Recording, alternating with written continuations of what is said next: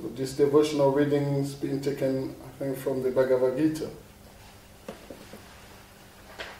So the devotional reading says, the Sun God in Men and Mahatmas. We will use Arjuna in the Bhagavad Gita to illustrate the timeless narrative of a soul's transformation from shadow to light, or from one aspect, from moon to sun. William Quan George, the translator of the Theosophical Edition, gives to it these ideas.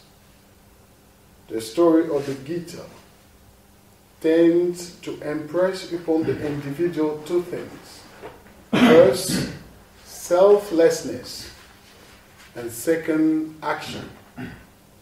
The studying of and living by it will arouse the belief that there is but one spirit and not several, that we cannot live for ourselves alone, but must come to realize that there is no such thing as separateness and no possibility of escaping from the collective karma of the race to which one belongs, and then that we must think and act in accordance with such belief. The poem is being read today by hundreds of sincere theosophists in every part of the world. To those and to all others who truly love their fellow men and who aspire to learn and teach the science of devotion, this edition of the Bhagavad Gita is offered. Chapter 1 starts with Arjuna crisis and his consequent despair. Now, O Krishna, that I have beheld my kindred thus standing anxious for the fight, my members fail me, my countenance withereth. The air standeth on and upon my body, and all my frame trembleth with horror. Even Gandiva, my bow, slips from my hand, and my skin is parched and dried up. I'm not able to stand, for my mind, as it were, whirleth round, and I behold on all sides adverse omens. When I shall have destroyed my kindred, shall I longer look for happiness? I wish not for victory. Krishna, I want no pleasure. For what are dominion and the enjoyment of life, or even life itself, when those for whom dominion, pleasure, and enjoyment were to be coveted have abandoned life and fortune and stand here in the field ready for the battle?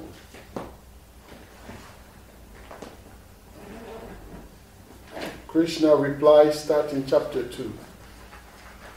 Whence, O Arjuna, cometh upon thee this dejection in matters of difficulty, so unworthy of the honorable, and leading neither to heaven nor to the glory?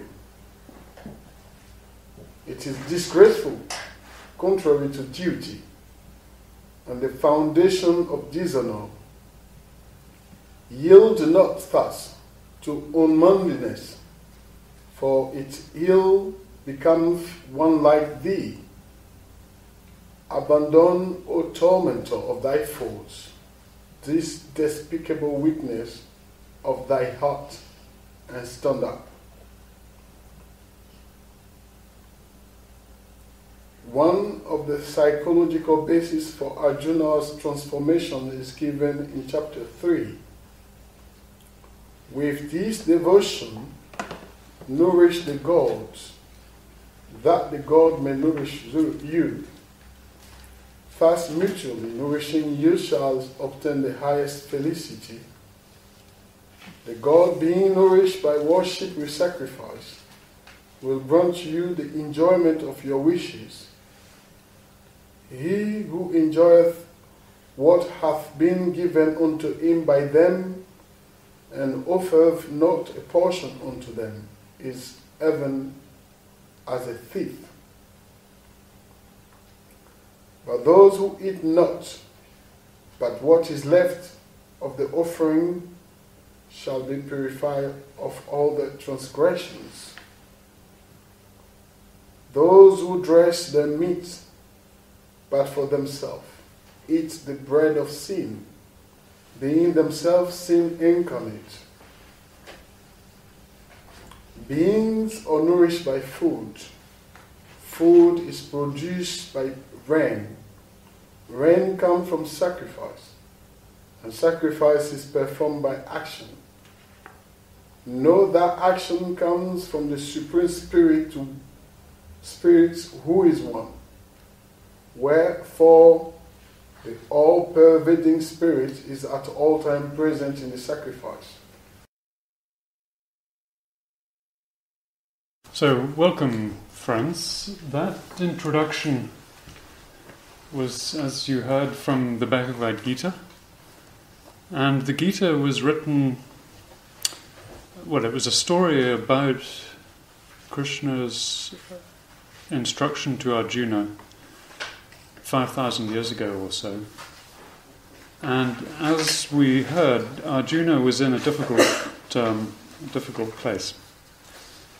He was part of the Pandava tribe or group, and they had been exiled from their kingdom by their cousins, the Kurus, and had suffered terribly during that experience. They'd previously been one united family, and they'd been exiled.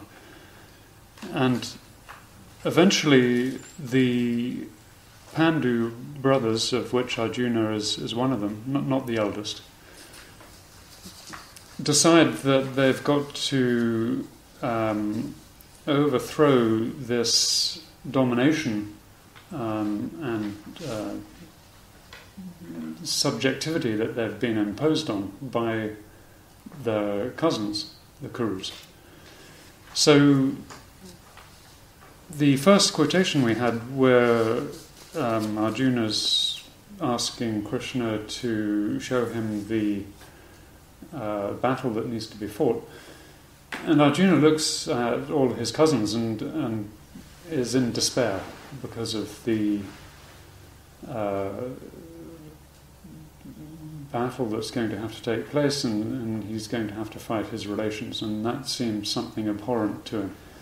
Now we should say something about Arjuna.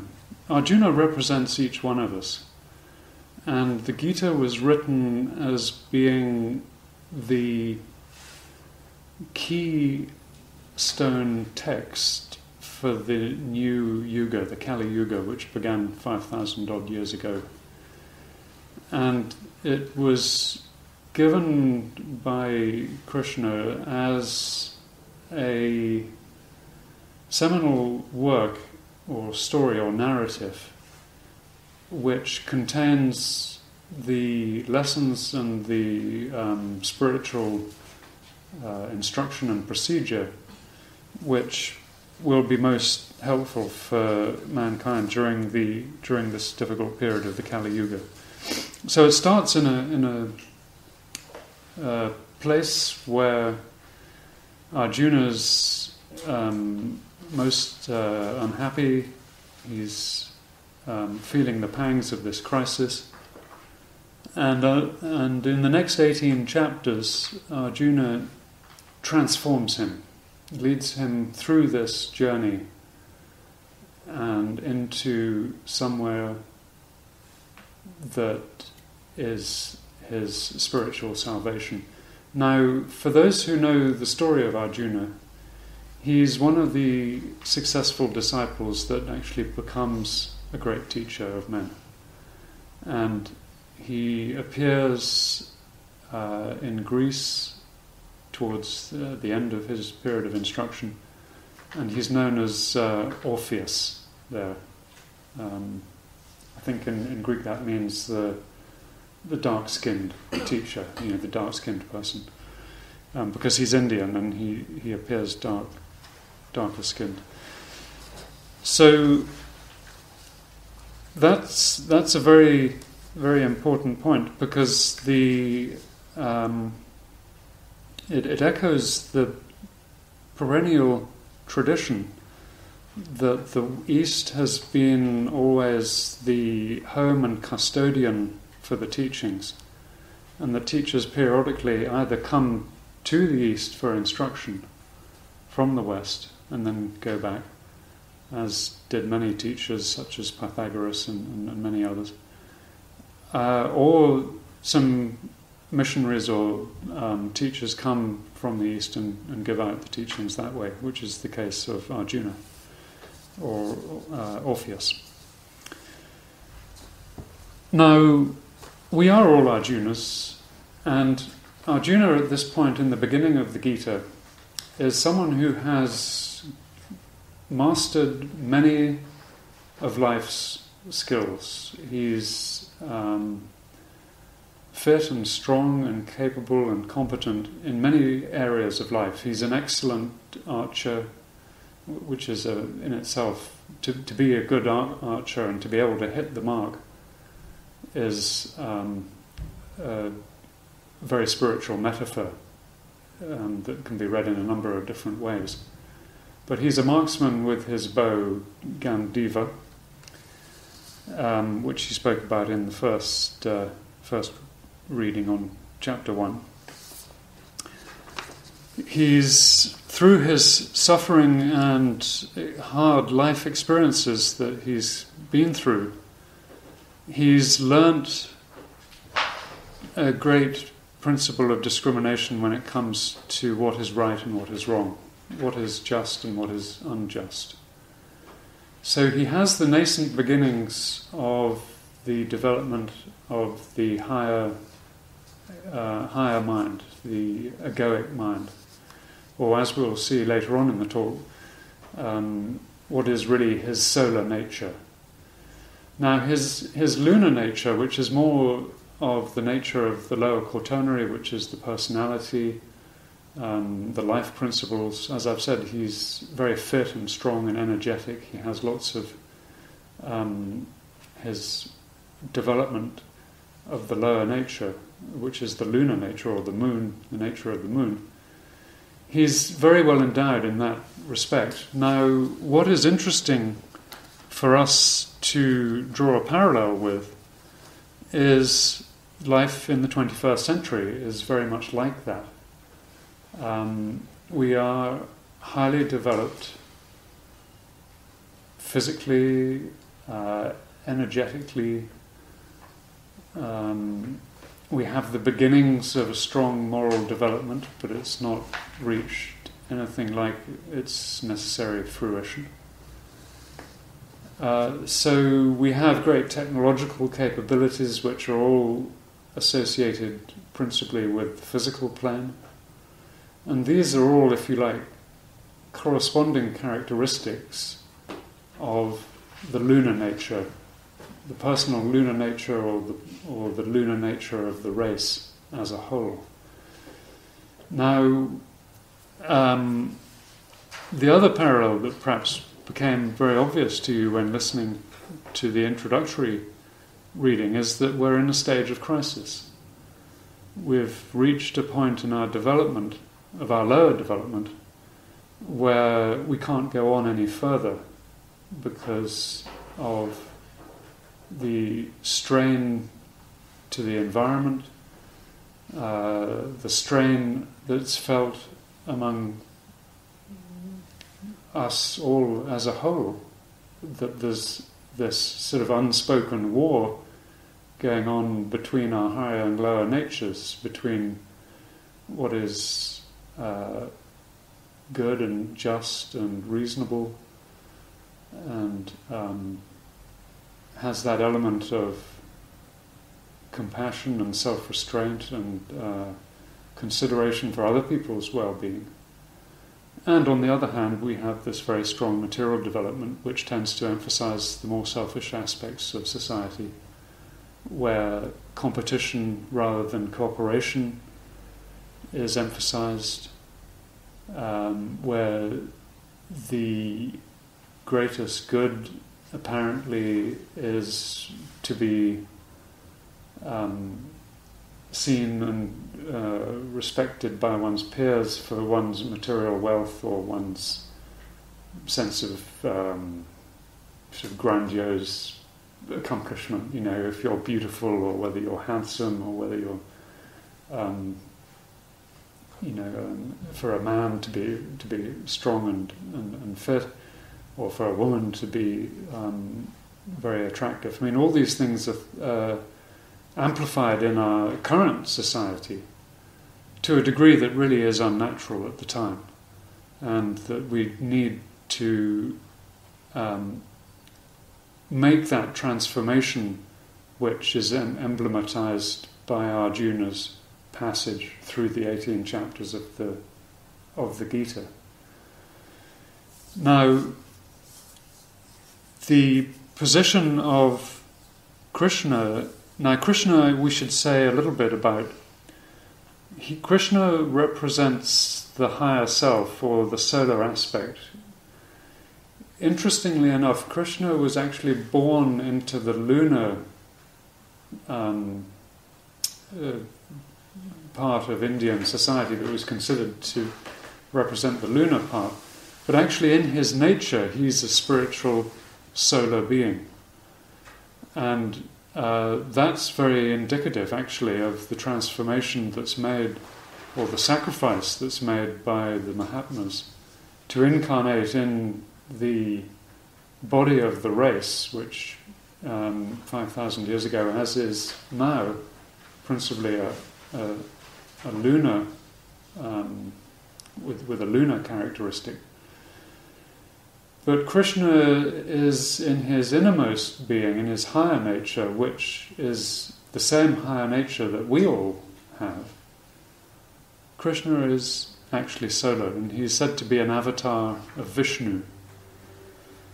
Now, for those of you who know your Indian symbology, Vishnu is one of the three Indian deities. So there's Brahma, Vishnu, and Shiva. Now, Vishnu is a solar deity. Brahma is the creative deity, the creative force, if you like. And if you don't like the old-fashioned word deity, if you can use another idea of the creative potentiality. And next in the Trimurti is the potency of Vishnu. Now, it's a potency of preservation. We all have that. We all have these three in us, incidentally, within our nature, and it's something which we hopefully will explore a little bit further during the talk, because this talk is actually going to be arranged in two separate parts. The first part will be this short introduction that we're giving on some of the ideas of the metaphor of being Arjunas and taking the Bhagavad Gita as a touchstone. And then the second part will be much more interactive, and we'll give you a secret doctrine, and we'll ask you to engage in doing some joint research using the secret doctrine, and it'll be more like a question and answer panel type of presentation. So we'll work through some of the references in the secret doctrine which give out the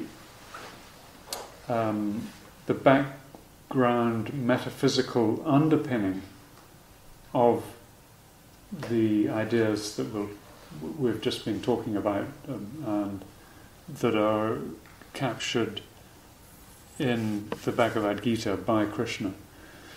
Because we ought to ask ourselves, if we're curious-minded, where did Krishna get all that he taught Arjuna. And how was he able to transform Arjuna? I mean, Krishna was a great soul, and you could say one of the Niyamanikayas or Mahatmas. And where do these great beings get their knowledge from? How do they preserve it? What is the source of it? And where is it contained? Now, some of the answers to those questions we can perhaps explore during the second half, the more of the question and answer half of the talk. Because the metaphysical underpinning of the ancient wisdom, which is effectively what the Bhagavad Gita is portraying, is this highly developed, elaborate system that's been consistently refined and elaborated upon and expounded and captured within the knowledge that is called the Secret Doctrine. And the book, the Secret Doctrine itself, the 2-volume edition, is just a very small part of the overall ancient wisdom that's known collectively as the Secret Doctrine, or the Gupta Vidya in the Indian system, and any other number of words in the different traditions of religious symbolism. So Krishna is the instructor. He represents to ourselves our very highest atmic nature. Krishna is a symbol of our seventh principle, our eternal, imperishable, solar, universal, impersonal nature that everyone has, that everyone shares. And the process of transformation that we all will go through sooner or later, like Arjuna, is being able to open our lower nature and be able then to listen to the voice of our higher nature, and symbolically how that can lead to our enlightenment. And this is the age-old process that all the mystics, all the religious teachings have sought to elaborate upon. Now,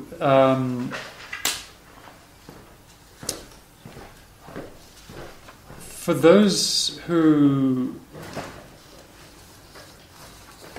think about what the new year represents, the new year is a time of great optimism.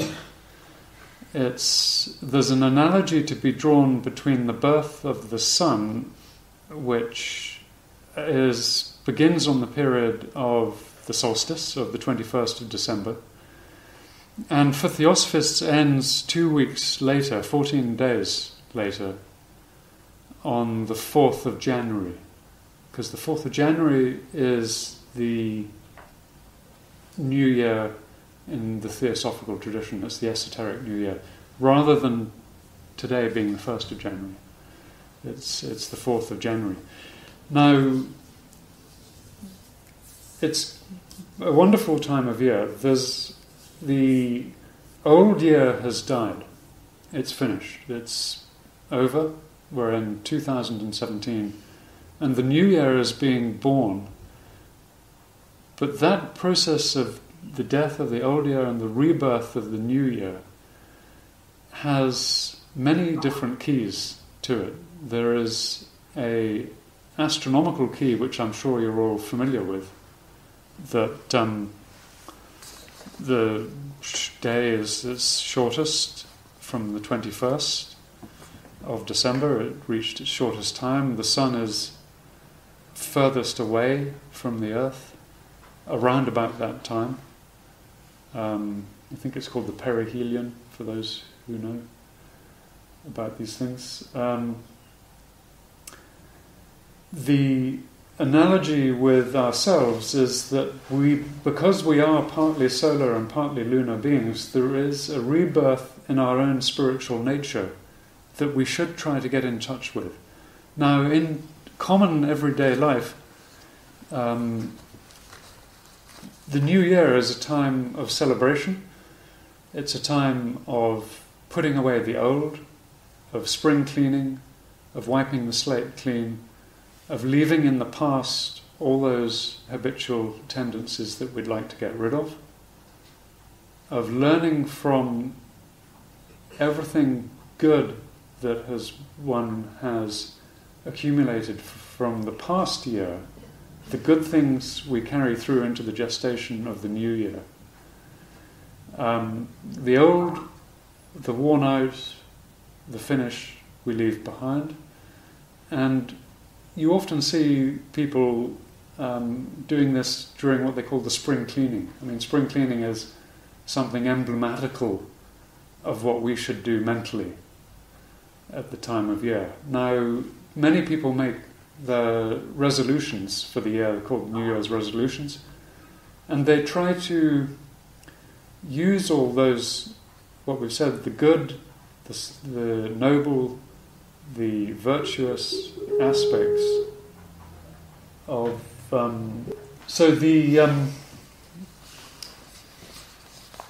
I wish we could improve our technology. Perhaps that should be one of our New Year's resolutions. I mean, Skype's pretty good, but it's not bad. So to make a New Year's resolution is something very, very, very potent. We should try to do it at this time of year. We should try to make our resolutions less personal, more connected with the well-being and the benefit of our families, our friends, our neighbours, our community, our nation. To be more responsible, to be more considerate, more thoughtful, to open ourselves up to the higher aspects of nature. Now, just on that point, let's turn back to the handout. Krishna says something very interesting in his reply to Arjuna in chapter 3. Let's just read that a little bit, because that is the beginning of Arjuna's transformation, and it can also be the beginning of a transformation for us. Now, the gods, we ought to explain in theosophy, gods are not any form of deity that needs to be worshipped. Gods are actually spiritual entities that are, if you like, perfected men who have reached the stage of the Mahatmas, who have become bodhisattvas or dhyani Buddhas, and who still look after and regulate and try to assist the affairs of men. That's the positive spiritual aspect of the gods. There's another aspect of gods or devas or deities, which are the ones that are often referred to as cosmocrators or builders, and these are the sort of pre-human elemental forms of energetic life, more psychic than spiritual, and these are also very much part of what are termed perhaps in New Age circles as being spiritual, but in fact they're really more, they're sort of on the less human side of the psychic part of life. Now, Krishna says to him, with this devotion, nourish the gods, or pay homage to those great beings who have come before us, that the gods may nourish you. Or nourish means sustain, give life to, inspire, give spiritual strength, give direction, like Arjuna got his nourishment from Krishna. Thus mutually nourishing. So we seems we have a debt to pay to these higher beings, in the same way that Arjuna was incredibly devoted to Krishna. Krishna, in his turn, gave his instruction to Arjuna. So there's that mutual reciprocity that seems to be part of the instruction here. So mutually nourishing, you shall obtain the highest felicity, or the highest joy. That would be wonderful. We should all try to aim for the highest joy in our life, and that comes from paying our spiritual debts. And he goes on to say, the gods being nourished by worship with sacrifice will grant you the enjoyment of your wishes. That would be wonderful. Would grant us our New Year's resolutions if we pay homage to our spiritual nature.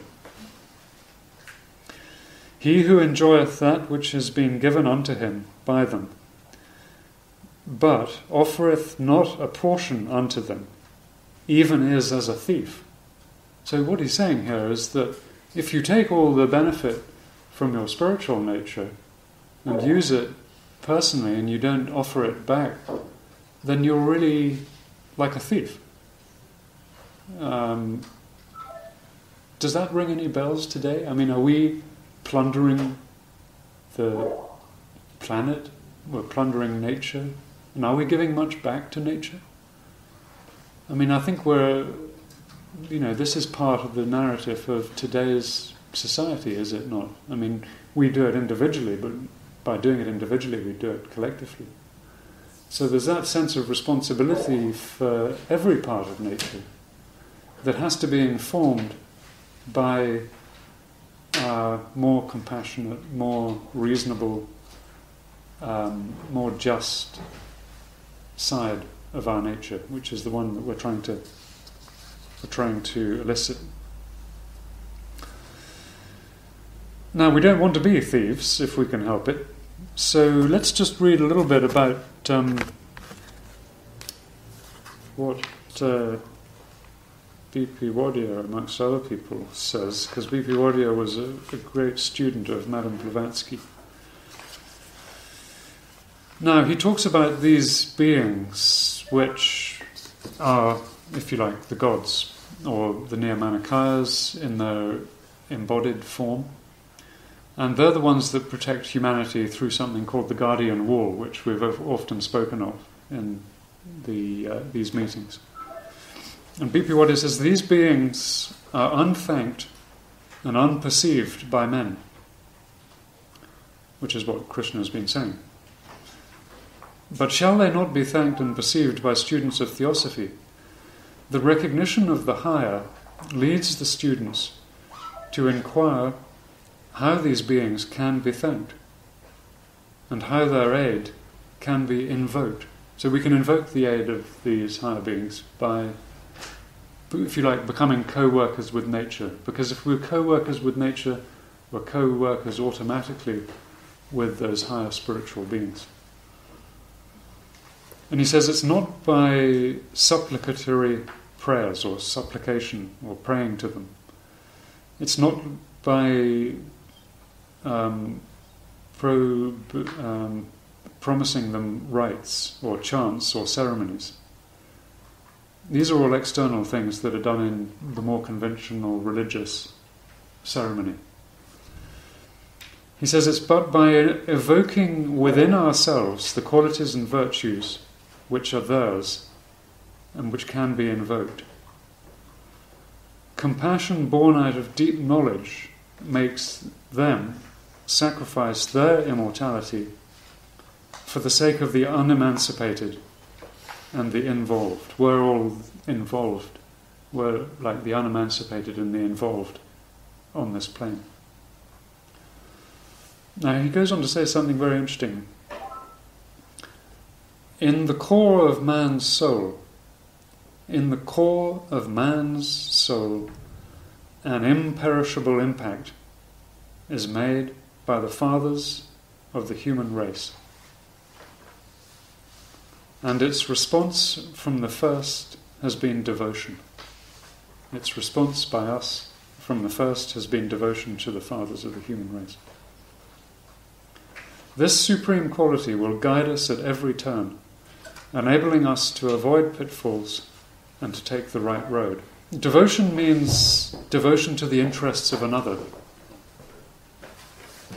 Devotion means devotion to interests of another, implying right action towards that other.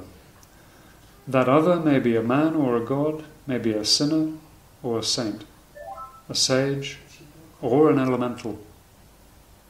So that's very interesting. So it's like the sun shines on the good man, the bad man, and the indifferent. The sun shines on all alike. It's impartial. It's universally beneficent. From this balanced position, man must learn to not only look heavenwards, but also to look around him. And below, where abide intelligences, which look up to him as he looks up to the blessed ones. So as we're told, the whole of humanity is full of intelligences. The elementals are intelligences. The intelligence is spread everywhere throughout the cosmos. Now, he goes on to say, therefore, the grihasta, or the home builder, we're all grihastas in that sense, we're all home builders, must learn to serve the invisible hosts, some of whom are superior to... Yes. In the light of B.P. Wadhya, what we read, I suppose it's building the home. Building the home, yeah. Yes. The last paragraph of the devotional reading, yes, we have two very important quotations, like sacrifice, the last paragraph. Sacrifice is performed by action. And the second, action comes from the Supreme Spirit. Yes. So it's the part of us that is the Supreme Spirit itself that performs the sacrifice, if we join the two phrases. Yes, that's a very interesting question, because it makes a bridge between the existing consciousness of the personal self, which we're in now. We're in our waking state of consciousness, which is therefore personal, limited. It's not a transcendent, Mahatmic state of awareness. And the question really is, how is the spiritual nature brought in to energize us in the right form of action? I suppose, if you could paraphrase the question. That's a very interesting psychological question. I wouldn't know what to say to that, because I find that passage that's quoted from chapter 3 on the handout not very clear as to what's being meant. Because I think most Hindus, at least, would take it to be talking about sacrifice, such as food offerings given to deities in temples or in the home or so on, as was and is common in Hindu practice. And it says, those who eat only what is left of the offering shall be purified of all their transgressions. And in Hinduism, it's considered meritorious to eat what's left over, prasad. Yeah.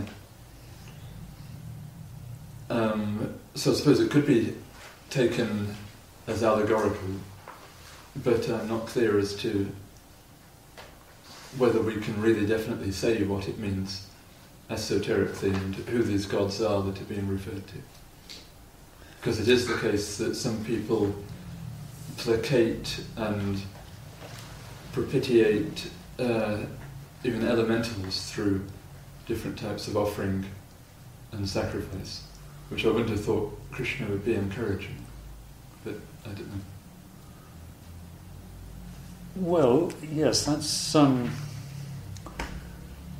it raises some interesting questions. That does anyone else have any comments on it before we perhaps take it from another angle? What occurred to me when you were asking the question actually was the second paragraph from the top of the handout. So let's just go back to some essential theosophic principles. So the solar nature of our being is the Trinity, the higher Trinity, which you're probably aware of. It's in Sanskrit called Atma Buddhi Manas, or we could say the spiritual.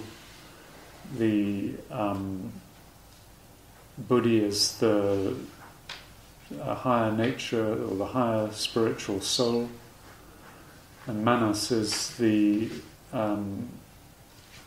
human soul, if you like, or the higher mind, the divine mind, the mind of the gods. I have them on here, and also on the table at the back there's a sheet with the 7 principles diagram on, if anyone wants to take it. Yeah, so now this higher Trinity is something which we must try to engage with consciously while we're actually living in the lower quaternary.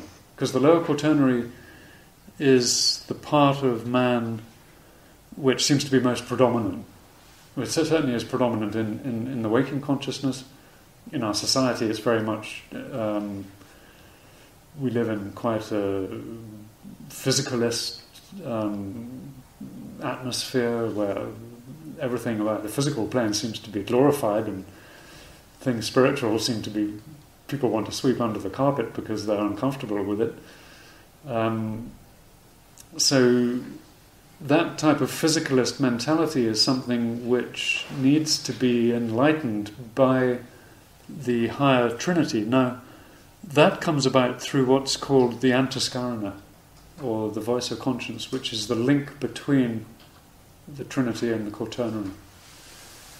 And it's by energizing that antaskarana that I think is really the only way we can begin to act,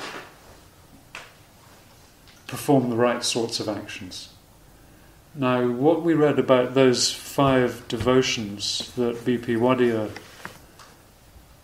spoke about in that section we read from Building the Home, those 5 forms of propitiation, they psychologically are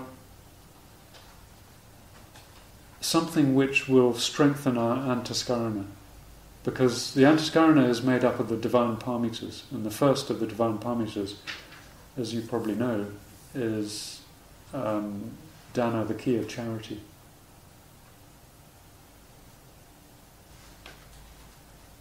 First of the divine paramitas. That's the first step on the antaskarana path, is the key of charity.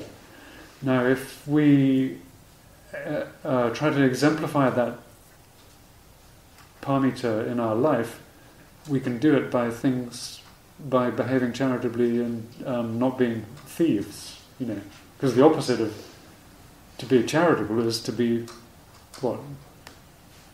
To be a thief. Rather than giving, you're taking. So if the more we give, either of our time or our intention, our sense of gratitude is a form of gift. So as we give, we strengthen, and we then begin to behave differently. It affects the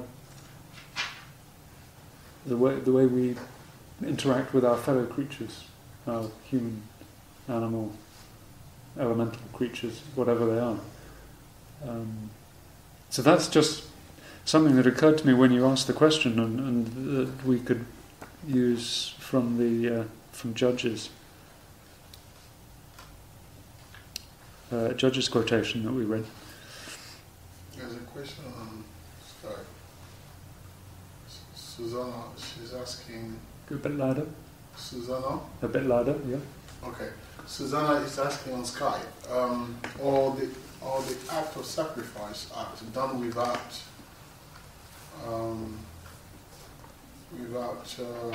dependence on the result. The result are left to Krishna. Yes, that's a very important ethical point, actually, that when we make the sacrifices, we try to make them impersonally, and not put, we do them without any particular attachment to how it turns out.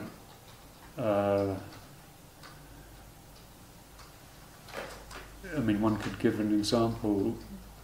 There's many examples that you could think of in terms of being unattached to results. For instance, it's often said that you go to a lawyer and you trust a lawyer to give you the very best advice for you, not for the lawyer's bank balance, to keep him busy. He's not in a job of keeping himself busy. He's in a job of giving you the very best advice, and if that means working himself out of a job, then that's the advice he has to give to you. That's a very simple example about not being attached to the results of actions, and that applies through everything. In any sphere of life, you depend on people's integrity and their good nature, and not being attached to how things are going to turn out. And we're called on to make sacrifices to tell the truth, and the truth is going to get you into trouble. It may even get you fired out of your job. And that's something which is, if you like, an ethical dilemma. It's a tough call. Whistleblowers do it. Sometimes they do it anonymously. Sometimes they have to stand up and be counted, and there's many acts of heroism in the world. We see it around us if you just look in the news. People act wonderfully, unselfishly, actually. And they're an inspiration and a guidance, and that strengthens the whole moral fabric of society. When people behave that way. I have a question myself. Yes. The title of the talk is The Sun God in Men and Mahatmas. But what exactly, specifically, is the Sun God that the title refers to, and what is it in man? Well, that's a good excuse to go and read something from the Secret Doctrine. Thank you, because we've not done enough of that yet. Page? Well, the one that springs to mind is page 573. Volume 1? Volume 1, 573. Perhaps someone on Skype would like to read from... Well, actually, we could start... Why don't we start on 572 at the bottom? So in Volume 1, page 572, if someone on Skype would like to read that, we could read and maybe discuss some of the contents on that page.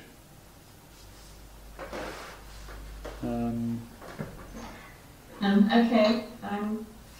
The star, can you hear me okay? Yeah, you're very clear. The star under which a human entity is born, says the occult teaching, will remain forever its star throughout the whole cycle of its incarnations in one Manvantara. but this is not his astrological star. The latter is concerned and connected with the personality, the former with the individuality. The angel of that star, or the Dhyani Buddha, will be either the guiding or simply the presiding angel, so to say, in every new rebirth of the monad, which is part of his own essence. Though his vehicle, man, may remain forever ignorant of this fact. Okay, let's just pause there. Thank you very much, Susanna. We'll carry on in a minute, because there's quite a lot in that sentence, or those few sentences. Now, are there any questions about what we just read?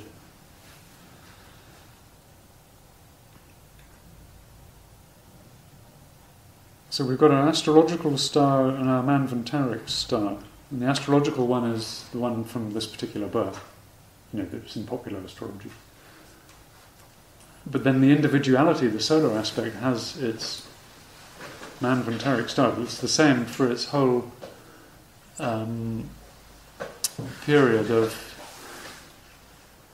that great life cycle of countless incarnations. I mean, how many times are we reincarnated during a manvantara? Who's counting? I mean, it must be, I don't know, hundreds of thousands, millions of incarnations. I don't know.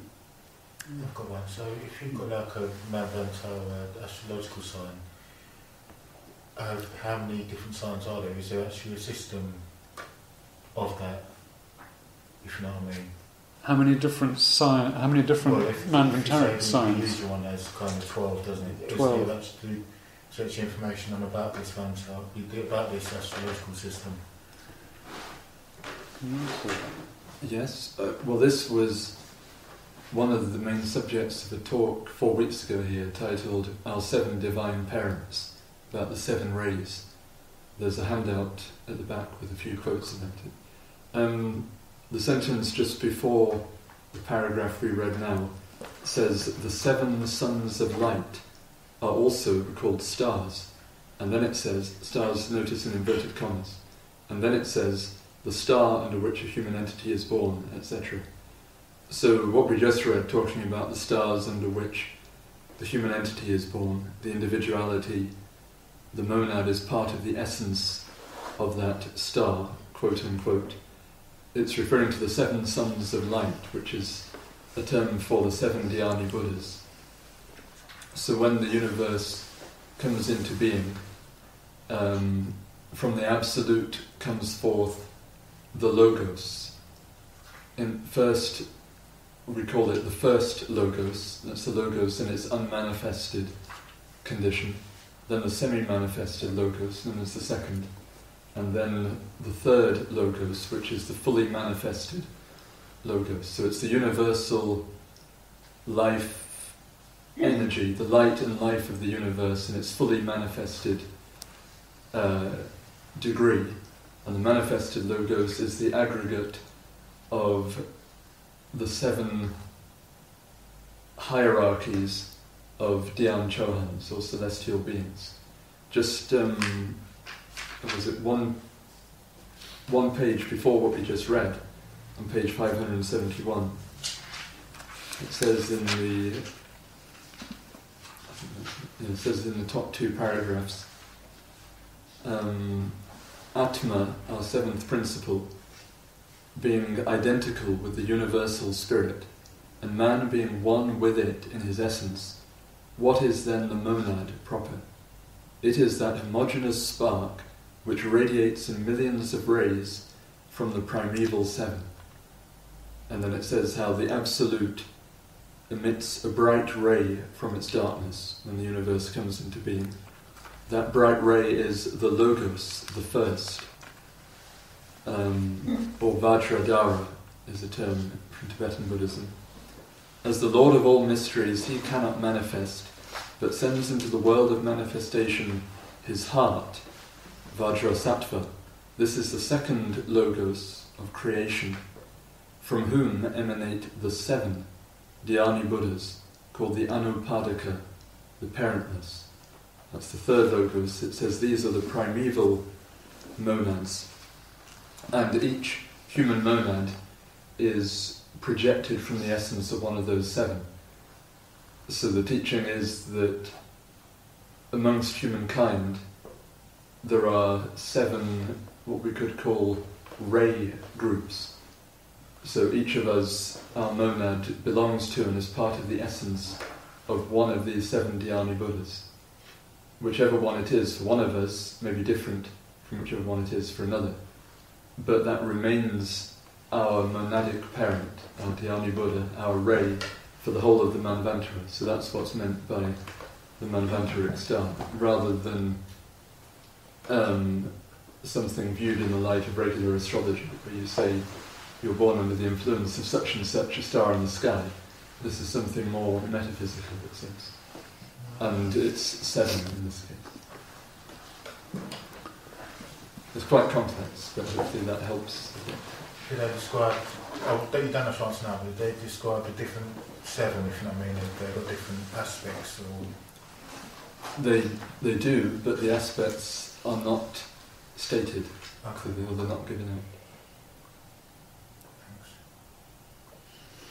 Thank you very much. Well, should we, unless there are any other questions on that passage that we read, should we carry on? Would you like to carry on, Suzanne? So we're at the top of 573. The adepts have each their Dhyani Buddha, their eldest themselves, and they know it, calling it Father Self and Father Fire. It is only at the last and supreme initiation, however, that they learn it when placed face to face with the bright image.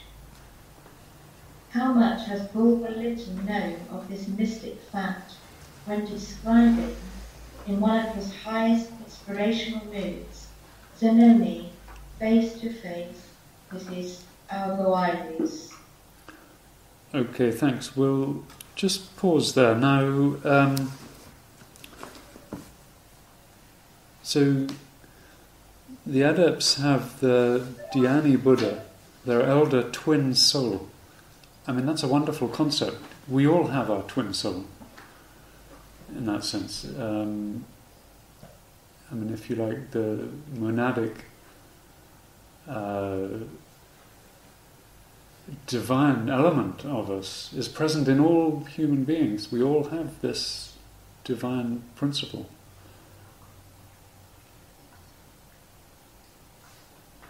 Call it the Father Soul or the Father Fire. Now, it's termed the bright image. An image is an interesting concept because an image gives the idea of something created in the imagination.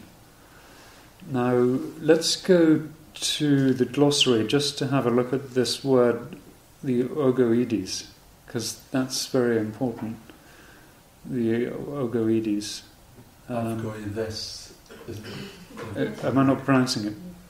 Yes, he says it correctly. Avoid it. Avgoides. Avgoides. Well, this is it? Yes. This. Avgoides. It means egg-like. Oh, egg-like. Yes. Very good. Egg, avgo, Mm. ides. Okay, so let's read that from the glossary because it's very helpful in trying to work out what we are. And if we knew really what we are, that would be wonderful. So, who'd like to read it? Has someone on Skype got a glossary that they'd like to read from?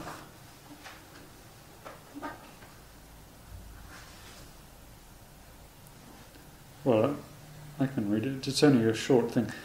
Bulwer Lytton calls it the luminous self. The luminous self. Luminous means light giving. So we have a luminous self. That's important to remember. We forget that.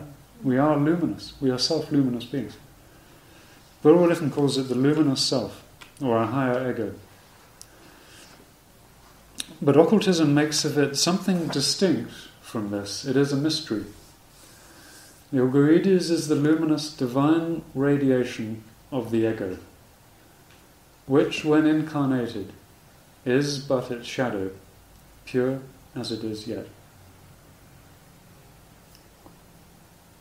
So we have this mysterious element within us that is something we should try to cultivate, try to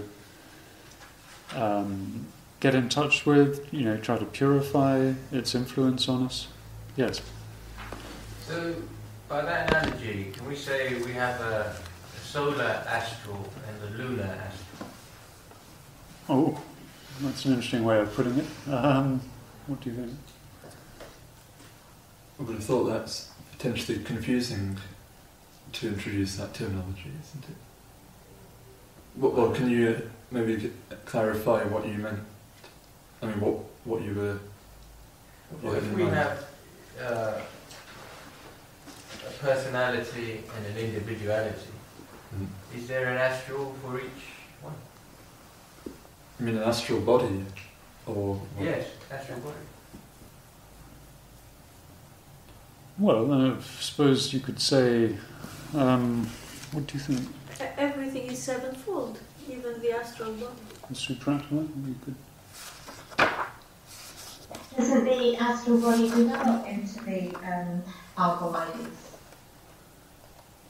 Well, there is maybe what you're referring to is the teaching about the permanent astral, where the astral body can be made a permanent, refined, spiritualized vehicle, which then instead of having a new, different astral body in each lifetime, one incarnates with the same astral body, which is essentially gaining unbroken continuity of consciousness and on the way to adeption.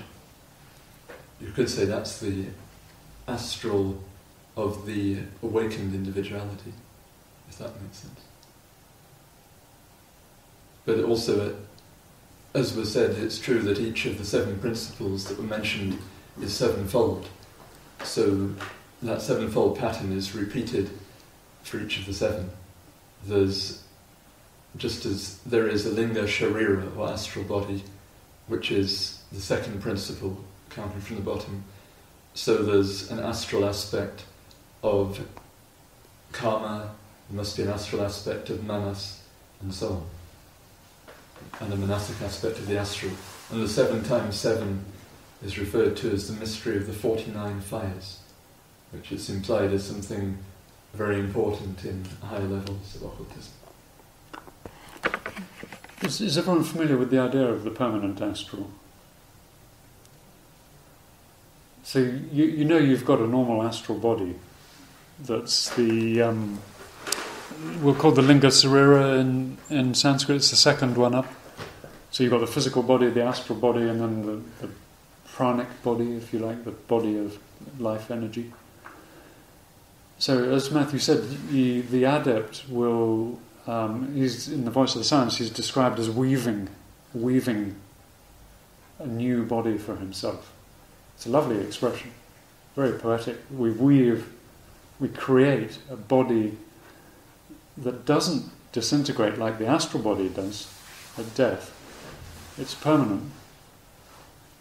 And that vehicle that is really the Nyamanakaya, the highest phase, if you like, of the permanent astral, turns into the Nyamanakaya. And the Nyamanakaya is a man that changes his physical body, but he never dies. I mean, he's refused nirvana, but he lives a permanent life. So the permanent astral seems to be something very important, and I think it's connected with what we were speaking about in terms of the the antaskarana.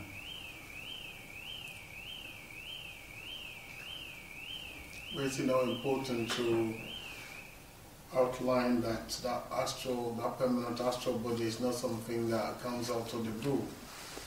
Sorry, it comes out of... that permanent astral body is not something that comes out of the blue, but is a result of consecutive, evolution. We all have the potentiality to develop that astral body throughout, many incarnation lifetime. Yes, I mean, yes, that's a very good point. It's connected with what the Hindus call the sutratma, or the thread soul. Do you know that expression, the sutratma? The thread soul, it's like a thread, and it has the pearl. Each life is like a pearl strung on the thread. So you've got all these pearls. And the pearls are the perfect essence of everything good of that one life. Because the good is never lost. Nature doesn't waste things. All the effort that you make, all the sacrifices, all the spiritual endeavour and striving and battles with oneself you make is never lost. Those are siddhis, they're permanent acquisitions, if you like. And they're strung like pearls on a thread in the sutratma, and that's connected with the permanent astral. And, it explains why some people are born with genius talents. Age 3, they're reading encyclopedias or composing wonderful music. That doesn't come from nowhere. There were some passages in the Secret Doctrine to do with the sun and its inner nature. Oh, okay. If we have time, I thought we could. Yes, by all means. Well, one is brief that I'll read, and then maybe someone else could read Page? the other one. 479 in Volume 1. It says dual nature of the sun at the top of the page. 479. And I'm just going to read a few extracts from different parts of the page, piecing them together. It says, the true occultist believes... Where you have to say where you're starting and jumping to. I'm starting in the second paragraph, and then going to the end of the second paragraph, and then the start of the fourth paragraph. The true occultist believes in lords of light. He believes in a sun which is, like milliards of other suns, the dwelling or the vehicle of a god, with a small g, and a host of gods. And then the paragraph after the next one, the sun is matter and the sun is spirit. Our ancestors, the heathen, along with their modern successors, the Parsis, were and are wise enough